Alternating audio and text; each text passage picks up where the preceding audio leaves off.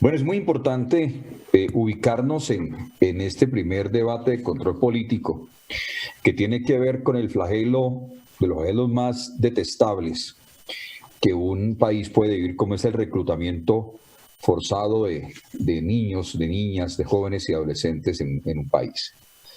Y en ese sentido, obviamente, debe asumir toda la responsabilidad del reclutamiento forzado y lo que pasa con esos menores, los grupos al margen de la ley. Eso inclusive está establecido en la Convención de Ginebra y que expone esa directa responsabilidad para estos grupos al margen de la ley. 24 menores, infortunadamente, en esas acciones han fallecido entre el 2018 y 2020.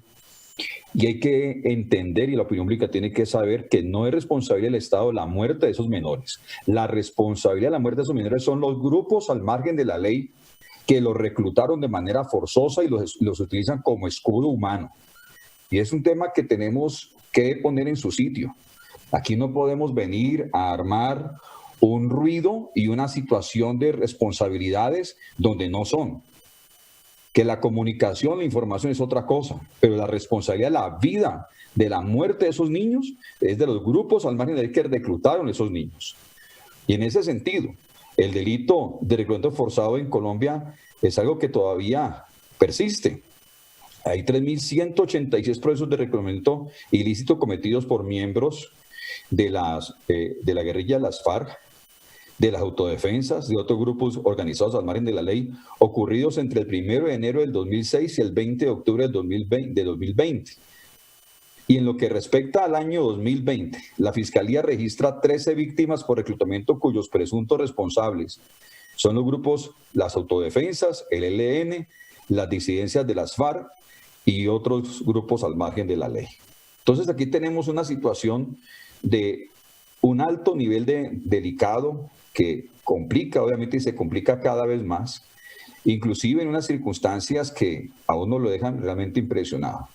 El caso de bienestar familiar, frente a estas circunstancias, ha tenido que asumir la restitución de derechos de cerca de 4.600 víctimas de estos flagelos de reclutamiento forzado.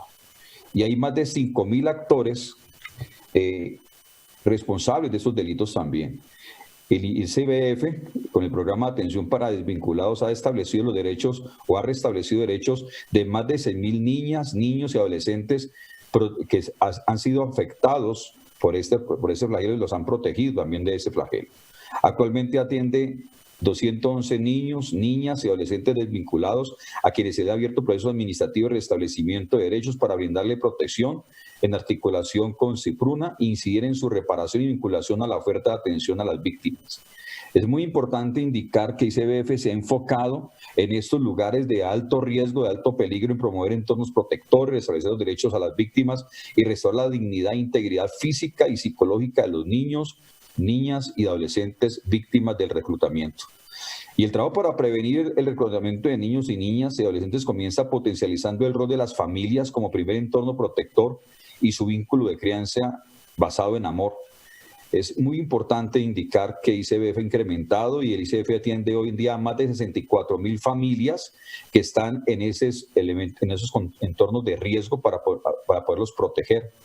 Igualmente ha realizado acciones que tienen que ver con la asistencia técnica en territorios para implementar programas de prevención con enfoque de protección integral, ha puesto en marcha estrategias pedagógicas, ha acompañado proyectos de vida, movilización social y sensibilización, identificando y consolidando redes territoriales y ha trabajado para evitar la revictimización en dichas zonas peligrosas en nuestro país. Hoy en día ICBF atiende a más de 105.000 niños y niñas y adolescentes de municipios con alta prevalencia de reclutamiento forzado. Aquí estamos viendo una gestión importante que hay que reconocerla también, y la estrategia de prevención de riesgo específico, reglamento y uso y utilización para 5.030 cupos para esa estrategia, las generaciones étnicas 45.500 cupos, las generaciones Sacúdete con 51.025 cupos en zonas urbanas y 8.325 cupos en zonas rurales. No debe existir causa alguna ni ideología que justifique involucrar a nuestros niños, nuestras niñas, nuestros jóvenes y adolescentes en este flagelo. Y lo rechazamos como Colombia Justa Libres con firmeza y animamos a Bienestar Familiar a seguir en esa línea.